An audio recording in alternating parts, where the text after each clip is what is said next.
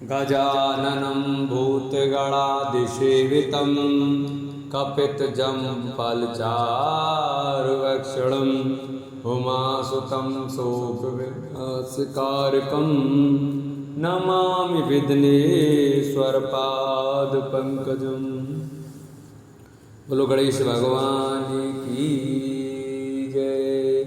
नमस्कार दोस्तों, स्वागत है आपका हमारे YouTube चैनल आर के भक्ति में। भक्तों, आज हम आपको बुधवार के दिन सुनी जाने वाली गणेश जी की कहानी सुनाएंगे।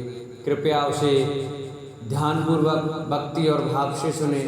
जो भक्त हमारे चैनल पर नए आए हैं वो हमारे चैनल को सब्सक्राइब करें और वीडियो को लाइक करें और कमेंट में ओम गणेशाय नमः लिखना न भूलें।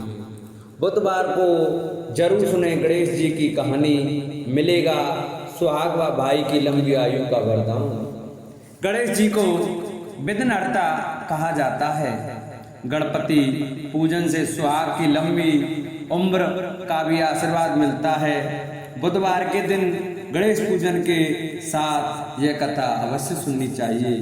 भगवान श्री गणेश की पूजा हर पूजा से पहले की जाती है। महिलाएं खासकर अपने पति की लंबी आयु के लिए भगवान श्री गणेश की पूजा करती हैं। ऐसी मान्यता है कि भगवान श्री गणेश की पूजा करने से पति की लंबी आयु होने के साथ साथ ससुराल हमेशा खुशियों से भरा रहता है। वहाँ कोई भी दुख दरिद्रता कभी नहीं आती। तो आइए हम अपनी कथा को प्रारंभ करते हैं। एक समय की बात है, एक भाई बहन रहते थे। बहन का नियम था कि वह अपने भाई का चेहरा देखे बिना खाना नहीं खाती थी। हर रोज वह सुबह उठती थी और जल्दी जल्दी सारा काम करके अपने भाई का मुंह देखने के लिए उसके घर जाती थी। एक दिन रास्ते में एक पीपल के नीचे गणेश जी की मूर्ति रखी थी। उसने भगवान के सामने हाथ जोड़कर कहा कि मेरे जैसा अमर सुहाग और मेरे जैसा अमर पियर सबको दीजिए। यह कहकर वह आगे बढ़ जाती थी। जंगल के झाड़ियों के कांटे उसके पैरों में चुभा करते थे। एक दिन भाई के घर पहुंची और भाई का मुख देखकर बैठ गई। तो भाभी ने पूछा, पैरों में क्या हो गया है? यह सुनकर उसने भाभी को जवाब दिया कि रास्ते में जंगल की झाड़ियों के गिरे हुए कांटे पांव में चुभ गए हैं। जब वह वापस अपने घर आ जाए तब भाभी ने अपने पति से कहा कि रास्ते को साफ करवा दो, आपकी बहन के पांव में बहुत सारे कांटे चुभ गए हैं। भाई ने तब कुल्हाड़ी लेकर सारी झाड़ियों को काट कर रास्ता साफ कर दिया, जिससे गणेश जी का स्थान भी वहां से हट गया। यह देखकर भगवान गुस्सा हो गए और उसके भाई के प्राण लोग अंतिम संस्कार के लिए जब भाई को ले जा रहे थे तब उसकी भाभी रोते हुए लोगों से, कहीं थोड़ी देर रुक जाओ, उसकी बहन आने वाली है। वह अपने भाई का मुंह देखे बिना नहीं रह सकती। उसका यह नियम है। जब लोगों ने कहा आज तो देख लेवेगी पर कल कैसे देखेगी। रोज दिन की तरह बहन अपने भाई का मुख देखने के लिए जंगल में निकली। जब जंगल में उसने देखा कि सारा रास्ता साफ किया हुआ है, जब वह आगे बढ़ी तो उसने देखा कि सिद्धि विनायक को भी वहां से हटा दिया गया है। तब उसने जाने से पहले गणेश जी को एक अच्छे स्थान पर रखकर उन्हें स्थान दिया और हाथ जोड़कर बोली, भगवान मेरे जैसा अमर सुहाग और मेरे जैसा पियर अमर सबको देना। और फिर बोलकर आगे निकल गई। भगवान तब सोचने लगे, अगर इसकी नहीं सुनी तो हमें कौन मानेगा, हमें कौन पूजेगा। तब सिद्धि विनायक ने उसे आवाज दी, बेटी इस खेजड़ी की 7 पत्तियां लेकर जा और उसे कच्चे दूध में घोलकर भाई के ऊपर छींटा मार देना, वह उठकर बैठ जाएगा। यह सुनकर जब बहन पीछे मुड़ी तो वहां कोई नहीं था। फिर वह सोचने लगी कि ठीक है, जैसा सुना वैसा कर लेती हूँ। फिर वह 7 खेजड़ी की पत्तियां लेकर अपने भाई के घर पहुंची। उसने देखा वहाँ कई लोग बैठे हुए हैं, भाभी बैठी रो रही है और भाई की लाश रखी है।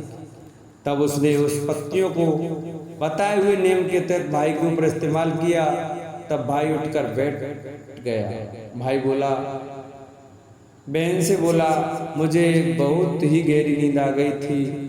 तब बहन बोली, ये नींद किसी दुश्मन को ना आए, और उसने सारी बात अपने भाई को बता दी।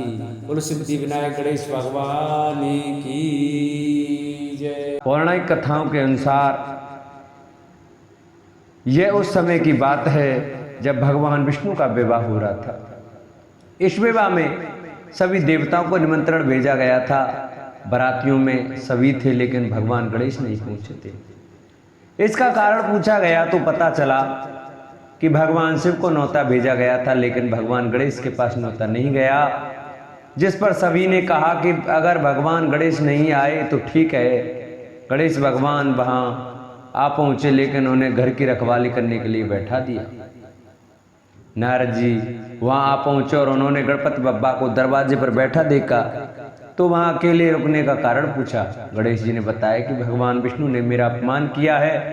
यह सुनकर नारद जी ने सलाह दी कि आप अपनी मूषक सेना को बारात के आगे का रास्ता खोदने के लिए भेज दीजिए। जब सभी जमीन में धंस जाएंगे तो उन्हें आपको सम्मान के साथ बुलाना पड़ेगा। गणेश जी ने बिल्कुल ऐसा ही किया। इसके बाद हुआ वही जो सोचा था। सभी बाराती मूषकों की खोदी हुई जमीन में धंस गए। इसके बाद सबने लाख कोशिशें की, लेकिन निकल नहीं पाए। सभी ने बहुत उपाय सोचे, लेकिन काम कोई नहीं आया। आखिर में नारद जी वहां आए और भगवान गणेश का अपमान याद दिलाया। भगवान शंकर से गणेश जी को लाने की विनती की गई, जिसके बाद गणपति बप्पा आए। बप्पा का आदर सम्मान के साथ पूजन किया गया। गणपति बप्पा के मंत्रों का उच्चारण किया गया और टूटे रथ फिर से ठीक हो गए। खुदी हुई जमीन भर गई। इस पर किसी ने कहा कि आपने जरूर गणपति बप्पा का सर्वप्रथम पूजन नहीं किया होगा, इसलिए आपके सब काम बिगड़ गए। गणपति बप्पा का जयकारा लगाया गया और तभी से संकटों से मुक्ति पाने के लिए संकष्टी चतुर्थी का व्रत रखने की शुरुआत हुई। एक बार की बात है जब माता पार्वती ने महागणपति की पूजा की और अपने प्रश्न पूछे, हे लंबोदर, कार्तिक कृष्ण चतुर्थी, कार्तिक संकष्टी चतुर्थी को गणेश के किस रूप की पूजा किस प्रकार करनी चाहिए?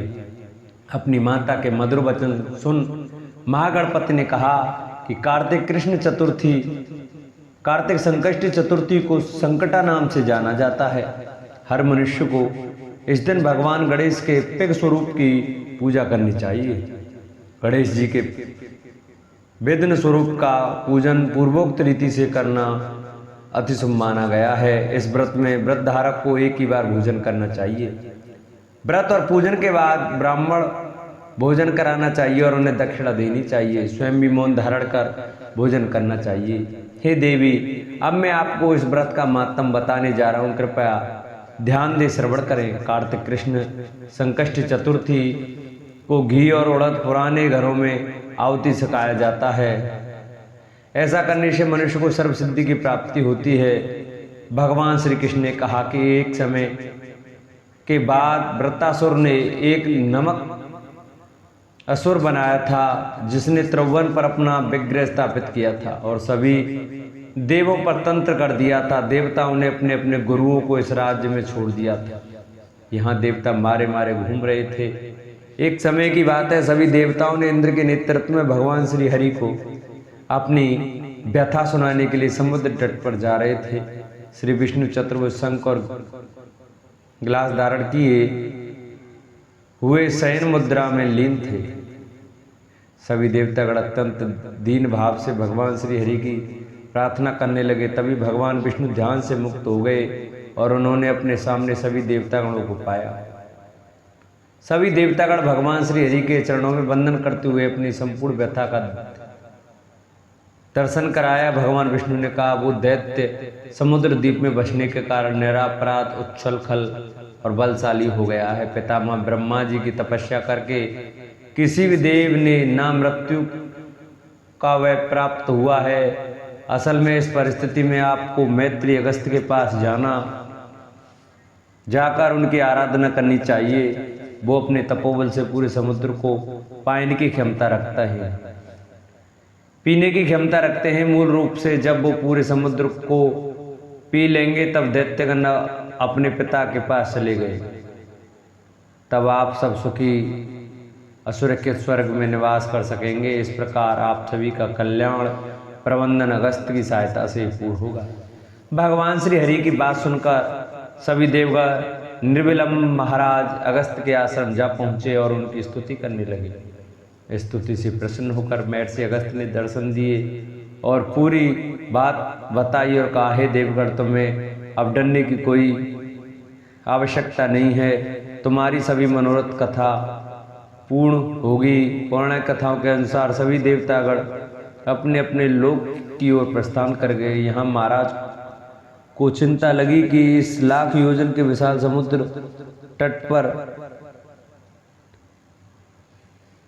मैं कैसे पी पाऊंगा। तब उन्होंने भगवान श्री गणेश का स्मरण किया और उनकी कृपा प्राप्त करके सर्व विधान विनाशक संकष्टी चतुर्थी का व्रत पूर्ण श्रद्धा भाव से विधि विधान से बताया। 3 माह तक व्रत करने के बाद भगवान श्री गणेश की पूजा की गई। इसी व्रत के प्रभाव से महर्षि अगस्त जी ने विशाल समुद्र को सहजी पान कर लिया। इसी व्रत के प्रभाव से धनुधर अर्जुन ने निवात कवच और संपूर्ण देवताओं को पराजित किया था।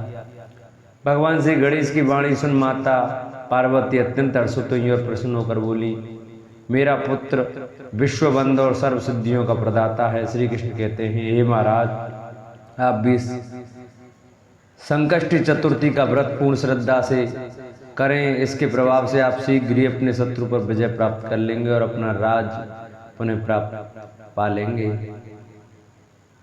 श्री कृष्ण भगवान के कहने पर राजा युधिष्ठिर ने भगवान श्री गणेश जी की पूर्ण श्रद्धा से अभिषेक किया। इस व्रत के प्रभाव से उन्होंने अपने सभी शत्रुओं पर विजय प्राप्त की और एक अद्वितीय राज्य की स्थापना की। इस व्रत की एकमात्र कथा का श्रवण करने से हजारों अश्वमेघ और द्वितीय वाजपेयी यज्ञ का फल प्राप्त होता है। साथ ही पुत्र पौत्रादि की वृद्धि होती है। बोलो गणेश भगवान की जय। जिन भक्तों को, माताओं को हमारी ये गणेश संकष्टी चतुर्थी की व्रत कथा हमारी वीडियो अच्छी लगी हो, वो हमारी वीडियो को ज़्यादा से ज़्यादा शेयर करें, चैनल को सब्सक्राइब करें। चैनल को सब्सक्राइब करने के बाद बेल आइकन घंटा जरूर दबाएं, जिससे कि जो भी वीडियो हम डालें उसका नोटिफिकेशन आपके पास अवश्य पहुंचे और हमारी वीडियो आप देख सकें।